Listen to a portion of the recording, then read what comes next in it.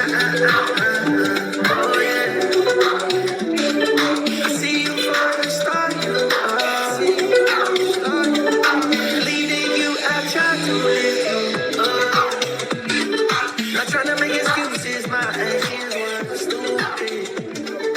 Trying to keep it up, but I can't lose you. I can't lose you. What's up? What's up? What's up? Welcome back to another one. We're here to get you the latest crypto and Web3 news. Today is January 9th, 2026. I am Simon, the founder of W3MCT, and I'm here to keep you up to date of what's going on in the world of crypto. Yeah, let's go over the news. But before we get to that, let's check out the charts because I'm sure you guys want to know what's the prices. Well, let's see. Bitcoin right now is at 91,351. It's doing quite well, sitting there hovering at that 90,000 level. When we went over the information last time during the our playbook workshop, we discussed about the potential of Bitcoin dropping to 84,000, even dropping potentially below 80,000. Is that still up for debate? Is that still possible? Anything is possible when it comes to a volatile asset. I'm not here to tell you where the price is going to go. I'm here to give you the information that I use to help make sound advice. Well, let's put in the investment advice because I'm not a financial advisor and this is not financial advice, but this is the information that I use for myself that I'm going to share with you. So let's get to it. Ethereum back over 3,000. Okay, so Ethereum's at 31.19, looking kind of good. Is BNB? BNB's approaching 900 right now at 897. Solana over here at 139, approaching 140. XRP's looking to try to break that $2.25 level. We're at 213 right now. Cardano still has a lot to do. I don't know if it will ever be able to surpass the 50 cents and get over $1, but they're still making noise over there. Litecoin, one of the most reliable networks, but doesn't get enough mind share, doesn't get enough attention at 81. Chainlink really helps the blockchain do so much, but not too many people know too much about Chainlink, right? So the mind share of all of these tokens and all of these assets and use cases is going to be an extreme challenge to anyone right now in the world of Web3 blockchain cryptocurrency. Really, because the narrative of the better tomorrow and you're going to be rich, you're going to get a Lambo, all these things were being pushed so heavy on people, and it just really threw off the game. It threw off the narrative, and it really just gave people a nasty taste in their mouth, right? Because retail is not coming back. Retail doesn't believe. Retail doesn't want to participate, and I don't blame them. They got burned pretty heavy. And so what would you expect when someone puts their hand on a hot stove, right? Are they going to put their hand back on it? I don't know, right? So most likely they're not, right? But the thing about this is we have to do a better way, and when I say we, I mean the entire ecosystem. We got to find a better way to communicate this technology to others. We have to find a better way to communicate the advantages that they have. We have to find a better way to let people know that this is a solution to a problem that they don't know they have. But let's just give you what's going on with the news. If you guys want to learn more and read these news articles, we post them every single day. They're refreshed. You can go w3mct.com/news and then you can read it for yourself. But until then, let's see what's going on with some of these headlines. Ripple. What's going on with XRP and Ripple? Ripple scores UK regulatory approval via this local subsidiary. What does that even mean? So the approval from the FCA, which is the Financial Conduct Authority, allows Ripple Markets International to conduct e-money activities. It expands Ripple's legitimate operational footprint and in a key financial market despite these ongoing regulatory scrutiny in other jurisdictions. Now, the Ripple can offer traditional payment services, The EMI license does not authorize it for crypto asset activities, typically requiring a separate VASP registration. This strategic move highlights Ripple's focus on expanding its payment network and institutional adoption of this XRP powered solutions with regulatory frameworks. Listen, you guys probably have no idea what I just read you, and that's fine. But what you need to get out from this article is that they are still working on building strong networks, building strong relationships, and getting out to the people. Now, will that reflect in the price? I don't know. Will the XRP army decide to say, let's go? I don't know, because the thing about it is, this is not the first time this has happened, right? This is not the first time where we have a catalyst of good information and then nothing follows up, right? So we're going to enter this new era in 2026, and Arthur Hayes said it the best when he was just like, look, if your chart looks like shit, it doesn't matter how great your use case is. Nobody wants to be a part of it. And if this is a community of blockchain, right? This is not a community of VC institutional investors that have a bankload of money, okay? The whole point of this was retail. And if retail cannot support you, if you can't grasp the attention of retail, can you survive? I don't know. We'll find out. But moving on. So we're going to go down here and we're going to see, what is this about? Visa linked stablecoin platform Rain raises 250 million at a 1.95 billion dollar valuation. Interesting. So this platform experienced a 30-fold increase in card growth during 2023, signaling strong product fit market. Yay, another company focused on cards and payment. I mean, I guess this is what this is about, right? Rapidly changing and evolving Web3 payments landscape and allowing for a more strategic move to capture market share. And the best way to do that is to put a product into people's hands. And so, hey, if you have a card to put a product in people's hands, well, they get to use it. And if they're using it and they like it, they will talk about it, right? And so this strategy has worked extremely well for businesses, whether you're putting the iPhone in the hands, putting a card in the hands, if you're putting sneakers on people's feet, right? Well, if you bring a product, a really good product, to the market will do the work of outreach, advertising, and the essential network effect. But it has to be a really good product. Okay, so it's a double-edged sword. Now, I haven't used Rain. I don't know anything about this platform. This is just a news article from Cointelegraph.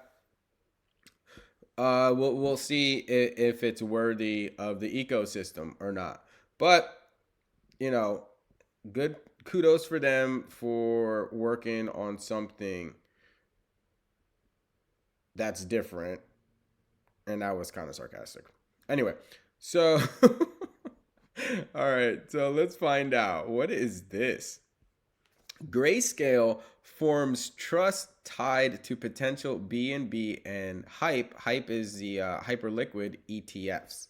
So Grayscale has registered Delaware Trust for potential BNB and Hype exchange traded products.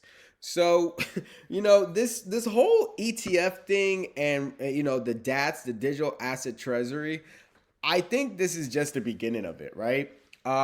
There's going to be more support and more of these applications and registrations and all of these things coming about to get TradFi into this new fintech, blockchain, digital assets, this whole ecosystem. And so, right, creating these ETFs to help move along, or ETPs, exchange traded products. We'll see. We'll see if the market likes it. So that is interesting. I want to keep a close eye on that as well. Zcash sees developers slow down. All right, yeah, because everyone's worried about privacy networks and building on it, and I don't blame them. Bitcoin optimism fades. A 3-day outflow streak erases early month gains. Okay, that's great. So really, I'm looking at this news, and it's really, it is what it is. It's not that I'm not seeing anything that's super super great. Um, there's, it's the beginning of the year. There's still a lot going on. I'm not too sure about any of all of that, right? But we did go over this, and let's just see what's happening in NFTs. Okay, so this is the NFT market analysis. Now, will there be recovery in NFTs? I don't know. I mean, NFTs are still cool to me, but at the same time, they burnt a lot of people. The NFT market demonstrated early signs of recovery in January 2026. With global trading volumes reaching about 85 million in the first week, that's a 30% increase from the previous one. Now it's breaking a 3-month downtrend that persisted through Q4 of 2025. However, this resurgence masks underlying market fragility. And NFT Paris and this whole RWA, or Real World Asset Paris, officially canceled their 2026 events after 4 successful editions. Right, so they're not doing too good. They're not getting enough attention. NFTs really had NFTs had a great hold on the market, and when people came in there and just totally took advantage of that new technology and taking advantage of just, the whole thing of it, right? Just really went to insane levels. From a pure technical testing perspective, it showed that you can transact with a lot of people across the world, gain hype, get attention, and transact, millions, hundreds of millions, billions of dollars on this on the blockchain. So it did showcase all of that, but besides that, it's still, it's still there's still a lot of improvement necessary for NFTs to really go beyond what its current capabilities are and what the market will essentially accept. Will gaming and real world assets be the integration that NFTs need to drive utility? I think so. I think when Web3 games come out, Grand Theft Auto 6, GTA 6 is supposed to be having these cool new features. FIFA has their NFTs with the World Cup. I'm interested to see with the FIFA digital collectible cards. I have a couple of them. And we're actually going to be doing I have a few packs that were rewarded to me. I'm gonna make a video on them. I think it's a good opportunity to do that, especially with this being the year of the World Cup.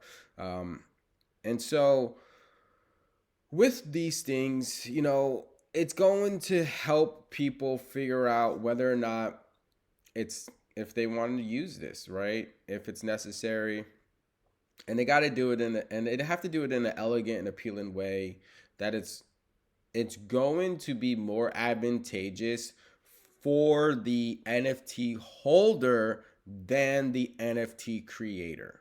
Okay? If they don't figure out a way to do that, and then the NFT thing is dead.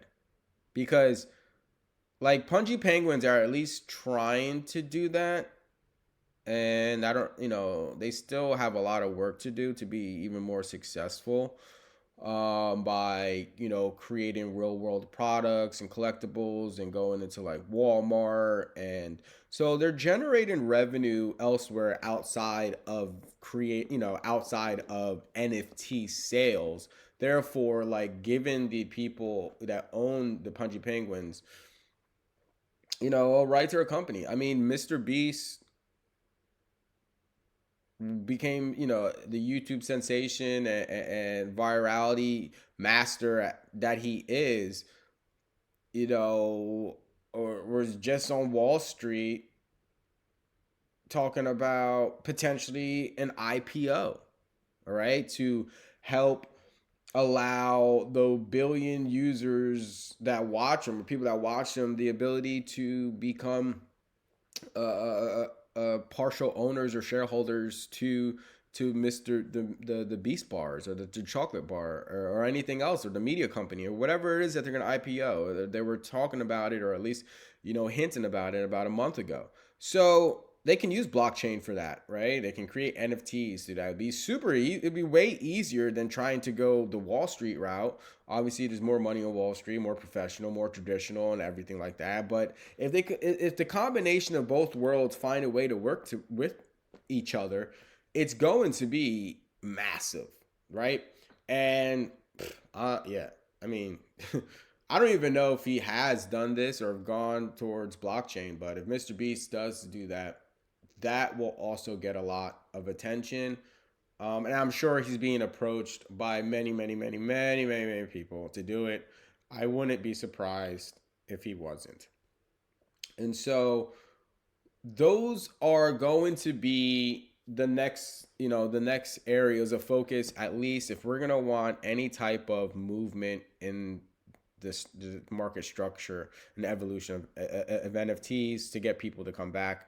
And really, like, they need to eat something so freaking good that the overwhelming positive taste of the new thing, it will just destroy the bad taste that's been left in their mouth, right? It's like you ate some bad food, and unless you get some mints or mouthwash, or you brush your teeth, or you do something, just drink some water. It's not going to help that bad taste. It might dilute it a little bit, but it's not going to make it go away, right? You're going to need something more positively overwhelming to to get rid of that bad taste in your mouth. And I think that is a really good way to kind of like end it, and also say this is where we are in the marketplace right now.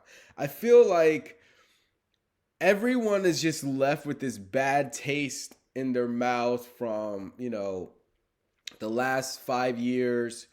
Uh, but I'm not even just talking about the price of things, right? Because there are still a lot of people that are profitable in this space and that are in the green, but yet the ecosystem and just the sentiment around things is just off, right? It's just off. I'll keep these key metrics up, but it's just off, right?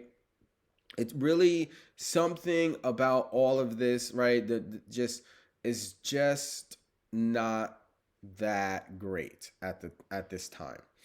And so what does that mean? Are our institutions really going to be that overwhelming, and I put this in quotes, positive taste, to get rid of bad taste? Are they going to be enough to do it? I don't think so. I don't think so. And I think this, and I call institutions the suits, probably as many other people do. The suits still are the suits at the end of the day, and the suits don't like sharing information at the end of the day. And the suits will always do what's best for the suits and other suits. And unless you become a retailer that becomes a suit and you hang up your hoodie to be a suit, well, then I don't know. Do you play the game well enough knowing that the suits are in, so you just ride the coattails of the suits? I don't know. Or do we go back to where it all started? Before the suits arrived, we were there with our hoods on, in front of a computer screen, looking at lines of code, looking at charts and candlesticks, and we all were excited that we had an opportunity to enhance our future self. And the majority of the market saw that amazing energy that created and built the foundation of blockchain and Bitcoin to where it is today, were also used, manipulated, and taken advantage of. Because remember, the retail, the developers, the engineers, the early people, they were never the most strategic when it came to understanding understanding how to navigate the emotions. I mean, even Wall Street is hard to navigate greed, navigate making life-changing money, navigate mind share, right? All of a sudden, everyone's paying attention to you. All of a sudden, you have $20,000 or 30,000, or you made $1 million on a meme coin. Like, all of a sudden, these things happened, and of course, it will change the perspective of that individual. Whether you're trained or you're not trained, it will change the perspective. And it has helped many people. But then at the same time, it got everyone away from the reason why we were all doing this in the first place. And yes, it was there and it's still there to multiply your wealth, but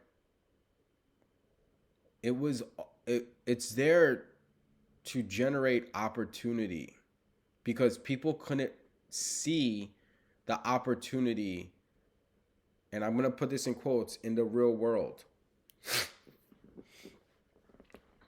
In the quote unquote real world, right? Not the digital world. It was hard for people to see opportunity. Yeah, you can say, oh, but there's so many jobs. Yeah, but they weren't hiring people. Oh, you can say you can work another job. All right, so you work 2 to 3 jobs when people were already doing that. Oh, work harder. Learn a new skill. Okay, so I'm going to learn a new skill in between the 2, 3 jobs that I have, which is possible, and you can try to make that happen. And you learn that new skill, but unless you go provide the service of that new skill yourself, if no one was hiring and you learned a new skill, you're not going to see the fruits of that investment fast enough that you say, this is worth my time. And so Bitcoin and blockchain became the safe haven risk opportunity people were willing to take, because when they looked around their environment, or when they looked around everywhere else, they didn't have that many other choices. And so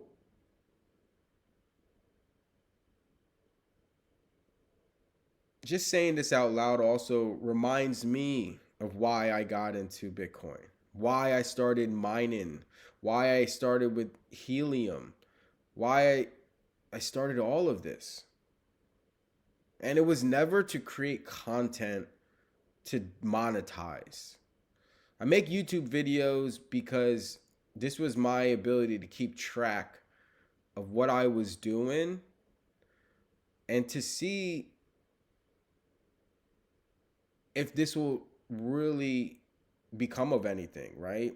Will there be growth? will I enhance my future self? That's why I I say that. Enhance your future self. And I don't say that only for you. I say that out loud for myself. And to keep accountability for myself, I make these videos to help remind me of where we started and how far we've come along, but also to remind us how far we have left to go. We're not finished. And I'm getting the sentiment around the ecosystem that everyone thinks we're done working.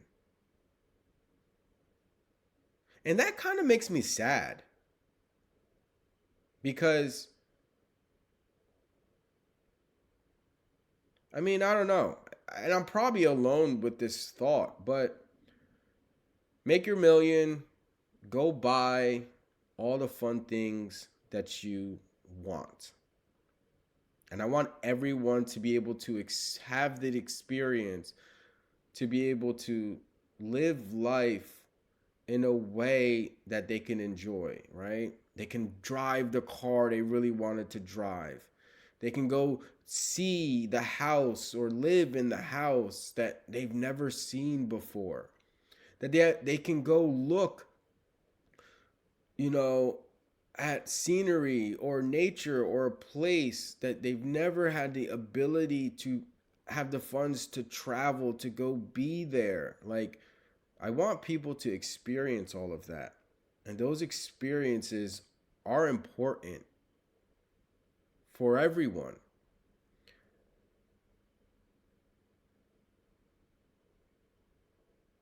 But somewhere along the lines, we kind of like we kind of like we kind of like now only live for the experience, and we disregard the process and the work that allowed us to obtain that experience. Now, and I don't mean like, oh, we got to go back to the old days where like, oh, you got to work 20 years. Pop gonna come up to me, them boomers gonna come up to me like, oh, well, before I was able to drive my nice sports car, I had to work 20 years and get a pension and that. Like, bro, like nobody want to work 20 years to be able to experience a car, okay? I mean, shoot, the world barely wants to work 5 years to be able to experience a really cool car. They want it in. They don't even know if people will handle it in a year. They should. I mean, obviously, they want it tomorrow. But I think a year, 3 years, I think that's a good time frame. 1 to 3 years to put in some work and be able to use some of the fruits of your labors to then start experiencing the things that you feel like you've been left out on or you haven't been able to do. I think that's a reasonable want. Now, this is all me just sharing my own personal, my thoughts. It could be completely different for anyone else, and that is your prerogative, and as you're right, and I'm not here to say I'm right, you're wrong, I'm right. That's not what this is about. We're just having a brainstorming session and having conversation with each other. And so I probably should be doing this live, and I will be going live again on Tuesdays and Thursdays. We're gonna be doing live sessions at 11 o'clock Eastern time, and we'll see how that goes. The reason I don't do it is because I don't think people actually want to listen to me, or will want to join. But then again, I also look out into the world and I'm just like, people are talking, and it's good to talk, and we should all talk more. And I am thankful that YouTube provides us an opportunity to talk to have these conversations. And I know from the outside it looks weird, right? You're just talking to a computer and you're by yourself in your room or in your studio or at your house or wherever it is. And you have no idea if anyone's actually going to be listening to you when you make these videos. But Mr. Beast, I don't really watch his stuff, but it was really cool to see that 10-year video that he made. And he was just like, I don't know who I'm going to be in 10 years. I don't know if I'm going to be alive. I don't know, whatever. But I hope I have 1 million subscribers. And that part made me laugh, but it also gave me way more respect and also kind of just gave me a perspective to this that I really didn't understand. I never went to YouTube with the goal in mind of wanting 1 million subscribers. And I think a lot of people make content without the goal in mind to have 1 million subscribers. Or maybe most people do want that. Or I don't know. But I just thought that was interesting. I really don't I just thought that was interesting. Like I always wanted to just create content because this was a place that for little old small me that doesn't get that much attention anywhere else can have a place to live virtually, maybe forever if YouTube decides to keep people's videos up, or if maybe one day they'll delete it. I don't know. Maybe one day my future family, my kids will be able to see these videos and see these conversations and see, their pop-up granddad, great granddad or great granddad or granddad or whatever, and building out this company, W3MCT, because that's what this is for. This is for the future generation. This is for my family, myself, and for everyone else that feels like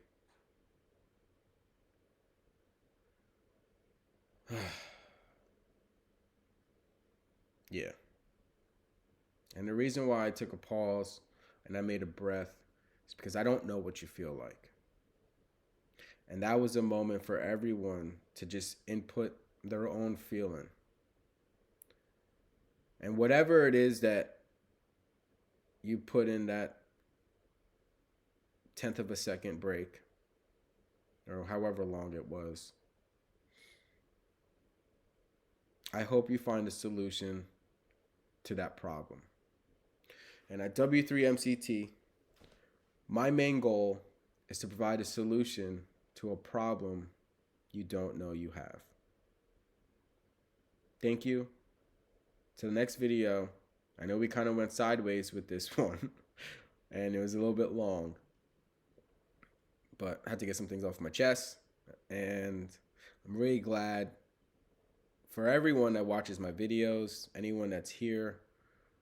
If you're still here watching this now, towards the end, you have no idea how appreciative and thankful I am of you.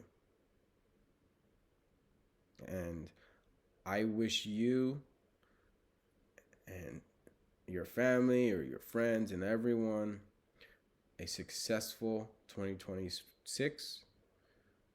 Health, wealth, and love.